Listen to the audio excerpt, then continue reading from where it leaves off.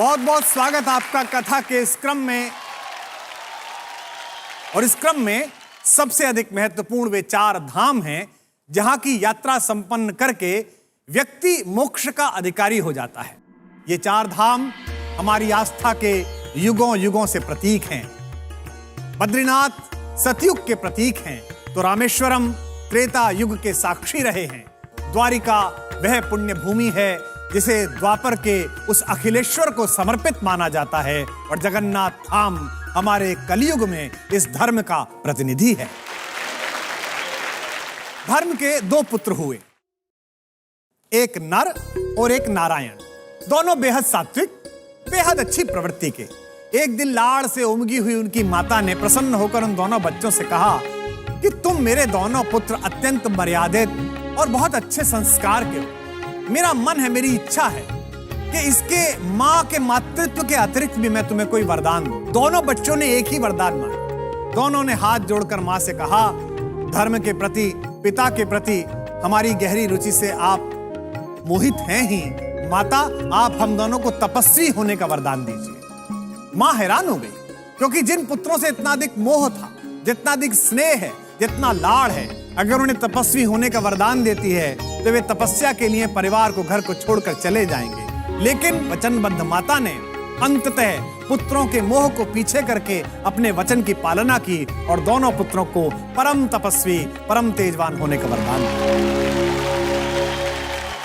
अपनी मां से मनचाहा वरदान प्राप्त करने के बाद नर और नारायण घर परिवार की देहरी को त्याग अपने संकल्पों को हिमालय जैसी ऊंचाई देने के लिए पर्वतों के उस प्रदेश में पहुंचे जहां उन्होंने कठिन तपस्या आरंभ कर दी। बद्रीनाथ वही पवित्र भूमि है जहां धर्म के उन यशस्वी पुत्रों ने सहस्रों वर्षों तक घोर तप किया है। जिस पर्वत पर नर ने तपस्या की वे इतिहास के शिलालेख पर नर पर्वत के नाम से अंकित हुआ, और जिस पर्वत पर नारायण ने तपस्या की उसे आज भी हम नारायण पर्वत कहकर प्रणाम करते हैं। आइए अब बढ़ते हैं दूसरे धाम की ओर, यानी कि त्रेता युग का प्रतीक, भगवान की पुण्य लीलाओं का साक्षी वह रामेश्वर तट, जहां अनाचार के विरुद्ध एक तपस्वी के युद्ध का ऐसा उद्घोष हुआ कि विश्व आज भी उस आतताई के खिलाफ भगवान की उस भूमिका को दशहरा और दिवाली के रूप में मनाता है। अपने समय के सबसे अधिक पराक्रमी, बुद्धिमान, तेजस्वी और वंश परंपरा के समस्त गुणों के साथ अभिषिक्त होने वाले अपराधी रावण का वध करने के लिए भगवान मर्यादा पुरुषोत्तम श्री राम ने इसी स्थान पर शिवलिंग की स्थापना की थी। प्रभु ने श्री राम को विजय का आशीर्वाद दिया था और भगवान शंकर इस दुनिया में सत्य के लिए संघर्ष कर रहे हर संकल्प को सहारा देने की अवधारणा तब से लेकर आज तक दोहरा रहे हैं। आइए अब प्रस्थान करते हैं द्वारिका धाम की ओर। भूमि का वो पवित्र पावन हिस्सा जहां भगवान ने अपने सहकारी रूप को प्रकट किया और उसे राजधानी बनाया। कहते हैं कि भगवान श्री कृष्ण के आदेश पर महान महारथी वास्तुशिल्पी विश्वकर्मा ने द्वारिका को बनाया था, और उसी द्वारिकापुरी में अपने शासन के कारण माखन चोर द्वारिकाधीश कहलाए। भगवान की राजधानी के बाद कथा के अंतिम पड़ाव में चलते हैं इस जग के नाथ स्वामी जगन्नाथ जी के धाम की ओर। इसे लेकर भी बड़ी रोचक कथा है। एक बार इंद्रद्युम्न नामक एक राजा के स्वप्न में भगवान श्री कृष्ण आए और उन्होंने कहा कि एक बड़े पेड़ के तने में मेरा विग्रह बनवाओ और इसे किसी सुंदर मंदिर में स्थापित करो। श्री कृष्ण तो स्वप्न में आग्रह करके चले गए, पर राजा की नींद उड़ गई। उसे पूरे भारत में ऐसा कोई मूर्तिकार नहीं मिला कि जैसी मूर्ति उसने स्वप्न में देखी थी ऐसी निकाल सके। एक दिन राजा के द्वार पर एक बूढ़ा मूर्तिकार आया और उसने कहा, मैं ये काम करने के लिए तत्पर हूं, किंतु मेरी एक शर्त है। मैं प्रतिमा का निर्माण एक बंद कक्ष में करूंगा और प्रतिमा का निर्माण पूर्ण होने से पहले उस कक्ष का दरवाजा अगर किसी व्यक्ति ने खोला तो काम जहां पर है मैं वहीं पर रोक दूंगा। काम शुरू होने लगा। अंदर से ठक ठक की, कुदाल की, खुरेचने की, रंदे की, घिसने की आवाज आती थी। अचानक बहुत समय के काम के बाद आवाजें बंद हो गई। ठंड का समय था। राजा को उत्सुकता हुई कि आवाज क्यों बंद हो गई। कहीं बूढ़े मूर्तिकार का स्वास्थ्य खराब ना हो गया हो।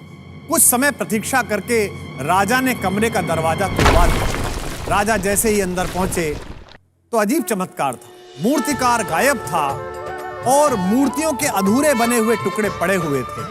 वह मूर्तिकार कोई और नहीं, स्वयं कला के सर्जना के देवता भगवान विश्वकर्मा थे। उस कमरे में 3 बड़ी मनहर मूर्ति, जिनमें थोड़ा सा काम बचा हुआ था। राजा ने उस प्रतिमा को उसी कमी के साथ उसी स्थिति में स्वीकार किया और मंदिर में स्थापित किया। तब से भगवान श्री जगन्नाथ अपने बड़े भाई बलदाऊ बलराम और अपनी लाडली बहन सुभद्रा जी के साथ वहां विराजमान हैं और लाखों लाख भक्त वहां आकर भगवान के परिवार का आशीर्वाद लेते हैं।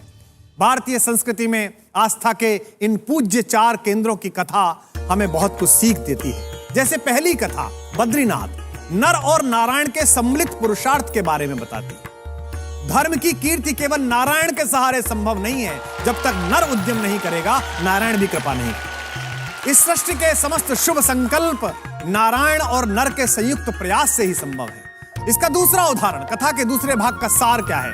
जगन्नाथ धाम की कथा यह बताती है कि जब तक संभव हो, सत्ता को किसी भी शिल्पकार पर अपनी शर्तें थोपने की बजाय उसकी शर्तों को स्वीकार कर लेना चाहिए। जब जब हस्तक्षेप हुआ, कला की प्रतिमाएं अधूरी रह गई। इसलिए हर सुंदर निर्माण की आशा रखने वाले राजाओं के लिए, हर बेहतर रचना की उम्मीद करने वाले समाज के लिए यह अनिवार्य है कि वे कला के साधकों पर अपनी शर्तें थोपने के बजाय पूरे सम्मान के साथ उन्हें उन्मुक्त वातावरण दे, ताकि उनकी कलाएं भी भगवान की तरह पूरे विश्व में आदर पाएं और युगांतर तक बची रहें।